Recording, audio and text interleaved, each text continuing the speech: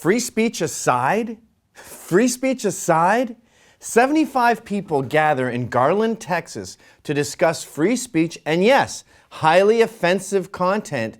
And the New York Times staff is saying, free speech aside, why would anyone do something so provocative? I don't know, maybe it's because people like you say free speech aside. You are just as much a threat to our liberties as the terrorists are. You outnumber them a millionfold. You're what Salman Rushdie calls the butt brigade. I've got so sick of the goddamn butt brigade. And now, the moment somebody says, yes, I believe in free speech, but, I stop listening. There are no buts in free speech, okay? Every time someone says there is one, we have to extinguish it. This fight is in the butt, all right? And when someone says you can't draw a cartoon of Muhammad, I say, yes, I can. I can draw, I can think, I can say whatever I want. And as soon as we're told not to, that's where we have to focus, okay? Free speech is not about saying cats are better than dogs. It's not about acceptable speech. It's on the forefront where the settlements are, okay? That's where the fight is. You're allowed to say, Judeo-Christian culture is better than Islamic culture. And if someone has a problem with that, that's their problem. And let me read to you a portion, an excerpt from your keynote speaker, Geert Wilders, who said this to the crowd before the attack broke out. He said, our Judeo-Christian culture is far superior to the Islamic one. I can give you a million reasons, but here is an important one. We've got humor and they don't. Islam does not allow free speech because free speech shows how evil and wrong Islam is. And Islam does not allow humor because humor shows how foolish and ridiculous it is. Now, of course, that's not about extremism. He's talking about a religion of which there are 3 million Muslims even here in the United States. First of all, he's entitled to his opinion. End of story. So what?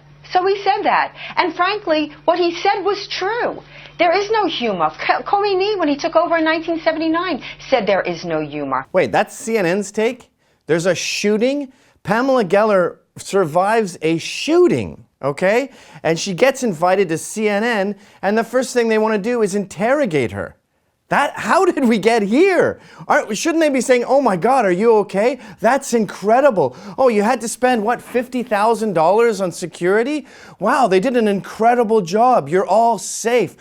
What a horrific catastrophe. But no, she gets interrogated and has to defend a quote she never even said, which she does. She does sit there and defend it. If this was an anti-gun rally and some rednecks came in and shot it, you think they'd be talking to the survivors like they were some sort of antagonizers? No, they'd be talking about the rednecks and the gun nuts and how this ain't America. You know, I'm offended every day. When I wake up and get out of bed, I'm perpetually outraged. The 9/11 truthers offend me. I cringe to think of what the families must go through having to hear these ridiculous theories. But we need people like that, looking under rugs, investigating things. We need the skeptics. We need the curious. I want art to be totally free. I hate piss Christ. I don't enjoy seeing, in a country where 85% people are Christian, I don't like seeing their prophet submerged in urine. Okay? I didn't enjoy seeing the Virgin Mary made out of elephant dung. But because freedom is higher on the scale than my personal beliefs, I don't want anyone to get hurt for it.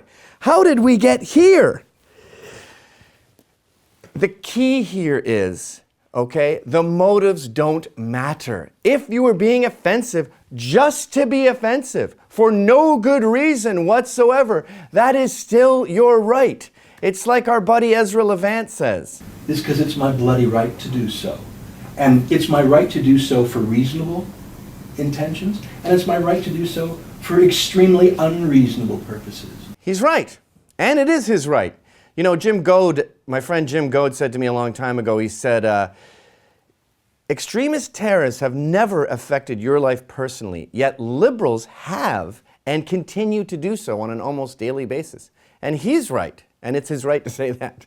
But the two are not mutually exclusive, okay? These liberals who enable this extremist culture are the same threat. They're both in cahoots in a sense. And it's ironic these strange bedfellows are teaming up because extremist Islam will go after them first, not the free speechers. This story about these people is a heroic tale, all right? In France with Charlie Hebdo, the police saw them coming, saw they were armed, and literally rode away on their bicycles in fear. Then the terrorists escaped and conducted another massacre. There was 2 that day. In Texas, someone came out, shot at them, grazed one guy, and before they could say Allah Akbar, they had their heads blown off, okay? We should be cheering and clapping. This event was a success. It's a heroic victory. And we don't put free speech aside when we discuss this. If you put free speech aside, you're missing the whole point of living in a free society.